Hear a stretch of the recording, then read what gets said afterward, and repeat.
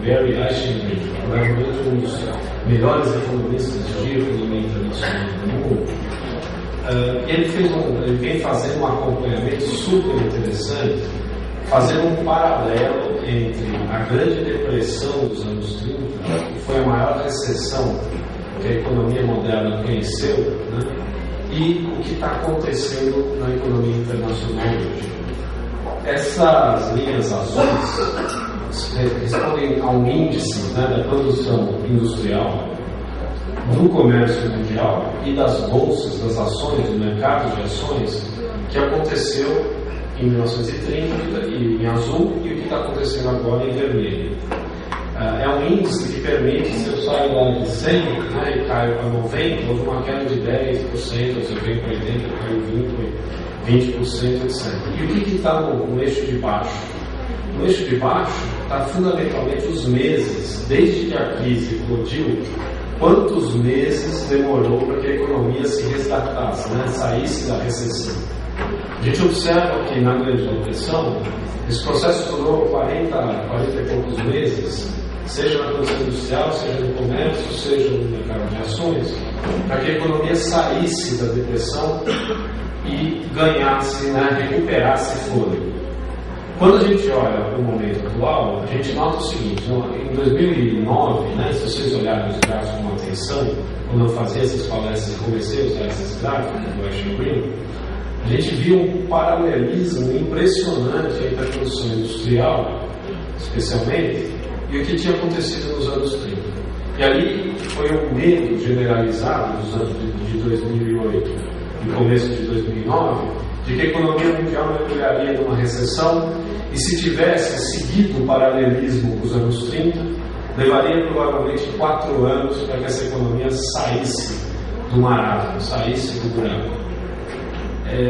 Felizmente, foi exatamente por causa dos anos 30 que o maior economista do século XX, John Maynard Keynes, bolou a solução que hoje é banal para nós na economia moderna, mas que não era naquele momento, de como é que você tiraria essa economia da recessão. E eram 2 receitas fundamentais que os países desenvolvidos seguiram livro texto, e o resto do mundo todo, mas especialmente os países desenvolvidos. Quais eram as 2 lições? Primeiro, abaixar a taxa de juros, descer a taxa de juros rapidamente, injetar liquidez na economia, injetar moeda na economia, para que com uma taxa de juros muito baixa, essa economia voltasse a ter estímulos ao investimento, ou seja, o custo do capital ficaria tão baixo que todo mundo estaria investindo em algum momento futuro.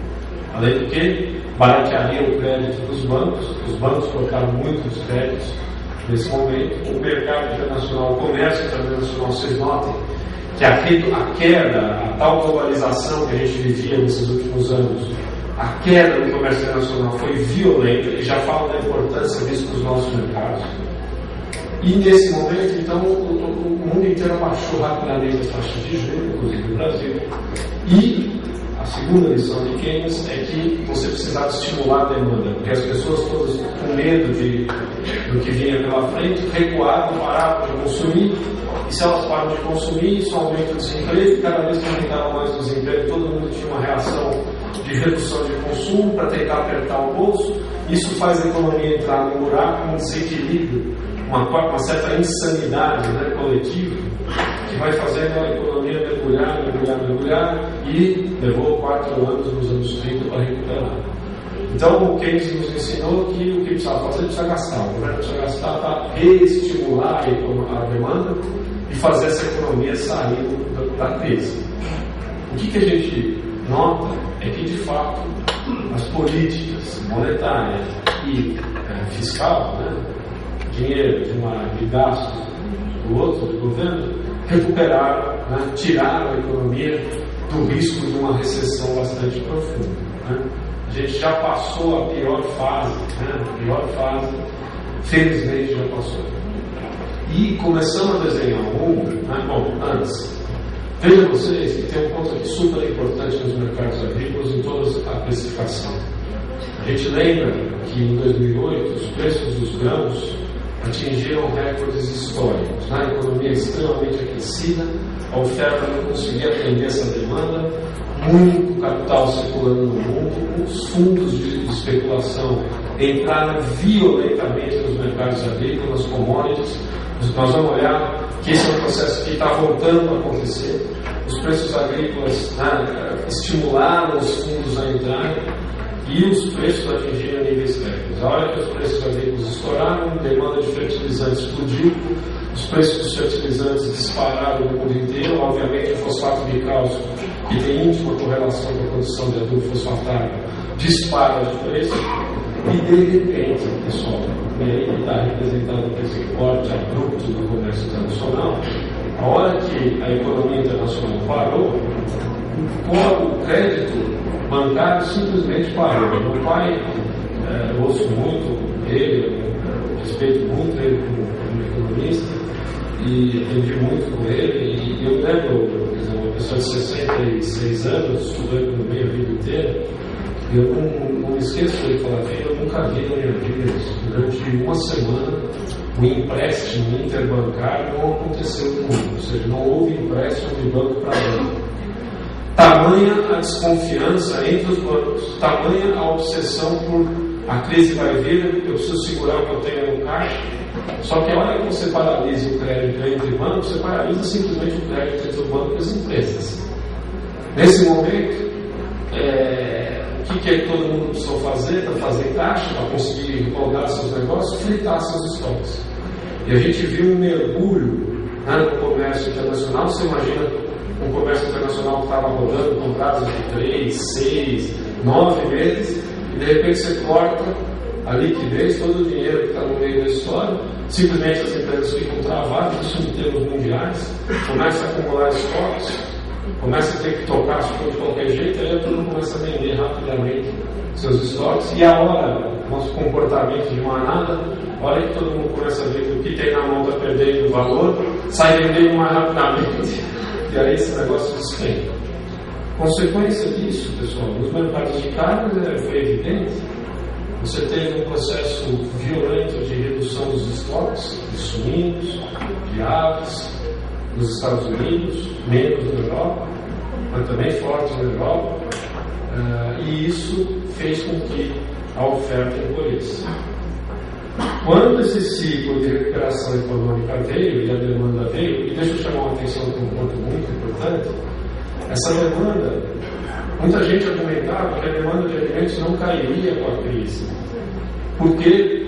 Porque nos países ricos o consumo de alimento é muito baixo, relativamente à renda. O gasto com a alimentação é muito pequeno perto da renda. Então seria a última coisa que as pessoas cortariam seria comida. O fato é que isso não se mostrou verdadeiro. Os Estados Unidos teve um corte razoável no consumo de proteína animal, é um dos maiores consumidores do mundo, né? E isso impactou os mercados de proteína animal no mundo inteiro. O preço do leite, que estava em $5 mil, veio a $1.800 no mercado internacional.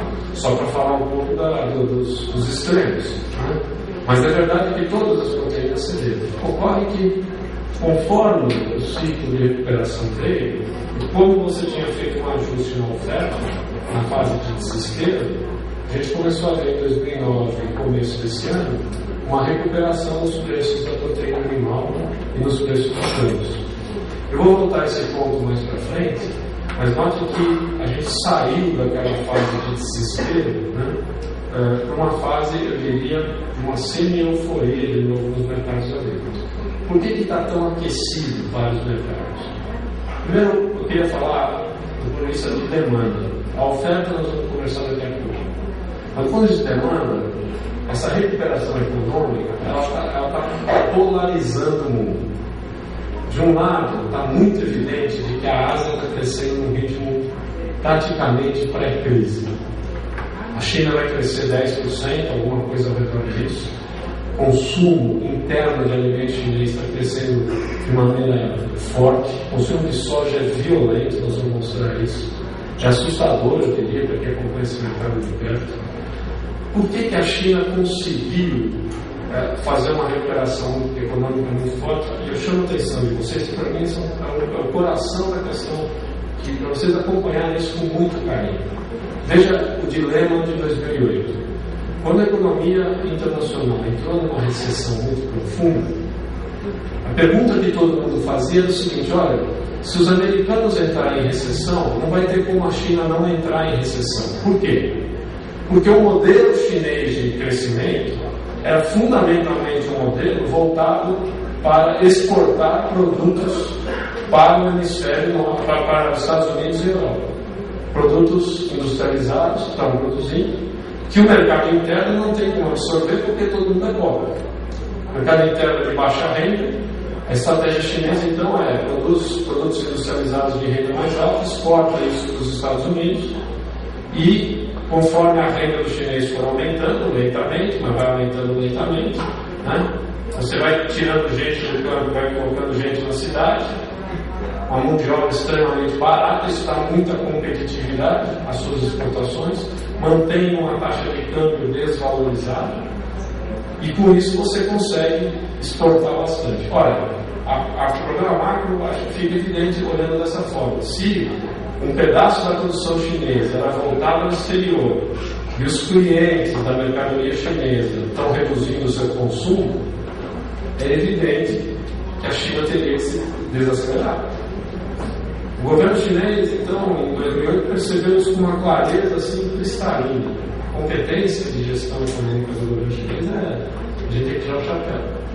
Imediatamente, depois que a crise, 2 meses depois que a crise estourou, os chineses entraram em um programa de investimento violento. 500 bilhões de dólares em investimento em infraestrutura, com qual objetivo? O objetivo de tentar estimular a demanda internamente para compensar o tombo de demanda no resto do mundo. Se eles conseguissem fazer essa transição de demanda externa por demanda interna, a economia conseguiria manter seus 9% de crescimento. E a verdade é que em 2008 ninguém sabia se a China ia conseguir fazer isso. O fato é que hoje nós sabemos que eles conseguiram.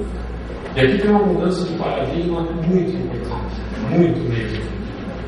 A hora que eles fizeram a transição para o consumo interno para compensar essa aceleração da economia americana, ficou evidente que mudava as forças dinâmicas da economia chinesa, mudava mais para dar mais na direção de dar mais renda à população chinesa. Olha que coisa impressionante.